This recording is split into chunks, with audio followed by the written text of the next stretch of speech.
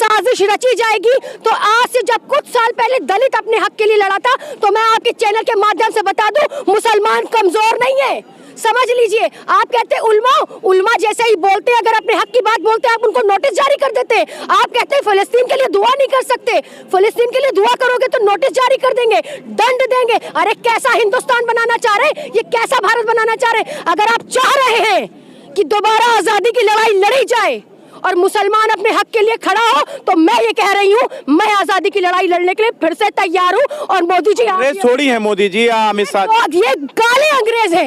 एक गोरे अंग्रेजों से लड़ते सन 47 में हम, अब हम काले अंग्रेजों से लड़ रहे हैं। क्या तमाशा लगा रखा है मुसलमानों को परेशान कर दिया है, मुसलमानों को खून के आंसू रुलाना चाह रहे, मुद्दे से भटकाना चाह रहे। अच्छा, अगर मुसलमानों के घर गिरते हैं, मुसलमानों की दुकानें गिरती हैं, तो कितने हिंदुओं को रोजगार देंगे मोदी जी? इसका जवाब है आपके पास? कितने हिंदुओं को रोजगार मिलेगा? अगर एक मुसलमान का घर गिरता है तो कितने हिंदुओं को रोजगार मिलना चाहिए? इसका जवाब मोदी जी दीजिए। और हमारे मुख्यमंत्री जी जो भगवा पहनकर बैठते हैं और कहते हैं राम राज, उत्तराखंड हल्द्वानी में किस तरह से औरतों को मारा जा रहा है, पीटा जा रहा है, उनको उनकी अस्मतें उछाली जा रही है। राम राज मर्यादा पुरुषोत्तम आपको पता ही नहीं है। औरतों की इज्जत होती है, नारी का सम्मान होता है। अरे जिस नारी के पेट से जन्म लेते हो उसको मारते हो, शर्म नहीं आती? ये नारी सुरक्षा दे रहे हो, ये औरतों की इज्जत कर रहे हो। अरे तुम प्रधानमंत्री भी अगर बने हो, पैदा हुए हो तो एक औरत के पेट से पैदा हुए हो। सुरेश चौहान के जो है वो कहते हैं कि ये जो मौलाना है, जो मुसलमान है, वो जहरीला शब्द इस्तेमाल करते हैं इस देश के हिंदुओं के लिए, लोगों के लिए। सुरेश चौहान के एक आतंकवादी है, मैं आपके चैनल के माध्यम से खुला कह रही हूँ, इस आतंकवादी को गिरफ्तार होना चाहिए।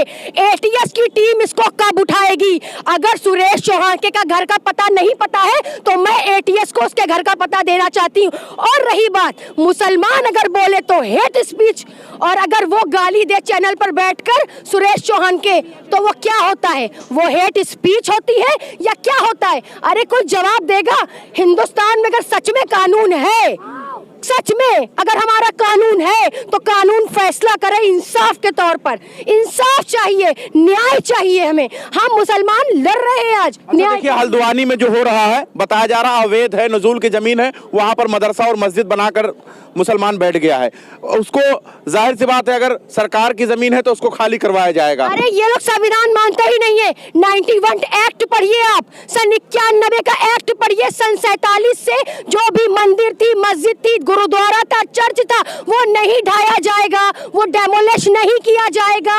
ये संविधान का पन्ना नहीं पढ़ा है क्या? या संविधान का वो पन्ना फाड़ के फेंक दिया है? कह दीजिए कि आप राजशाही चलाना चाह रहे, कह दीजिए कि आपने लोकतंत्र को मार दिया है, कह दीजिए कि आप संविधान नहीं मानते, तो हम भी कह देंगे, हम भी आजादी की लड़ाई लड़ने के लिए और अपने संविधान को बचाने के लिए और अपने भारत को बचाने के लिए एक आजादी की लड़ाई फिर लड़ेंगे। मौलाना मुफ्ती सलमान अजहरी का गिरफ्तारी के बाद में उनके तार मालूम है कहां कहां जोड़ा जा रहा है? पाकिस्तान, पता नहीं कहां। ये शुरुआत से रहा गया है। हम तो यही कहते हैं कि क्या बात है जो हस्ती मिटती नहीं हमारी, क्या बात है जो हस्ती मिटती नहीं हमारी, सदियों रहा है दुश्मन दौरे जमा हमारा।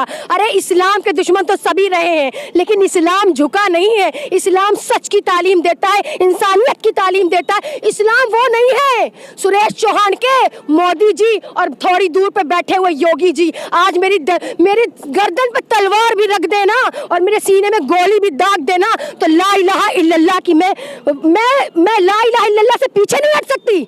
मुसलमान धर्म ये नहीं सिखाता, इस्लाम धर्म, कि तुम किसी का कत्ल करो बेवजह, लेकिन हाँ अगर जुल्म हो तो जुल्म के खिलाफ खड़े हो जाओ, ये भी इस्लाम सिखाता है। लेकिन भाजपा सबका साथ सबका विकास का नारा देती है। किसका साथ किसका विकास? किसी का साथ नहीं, ना हिंदू का साथ, ना मुसलमान का साथ, सिर्फ अपना साथ, अपने नेता का विकास और अपना ही सारा सब कुछ इनका नहीं है। ये लोग जानबूझ के झूठ मूठ की राजनीति करके हिंदू मुस्लिम करना चाह रहे। अरे दंगे से क्या होगा?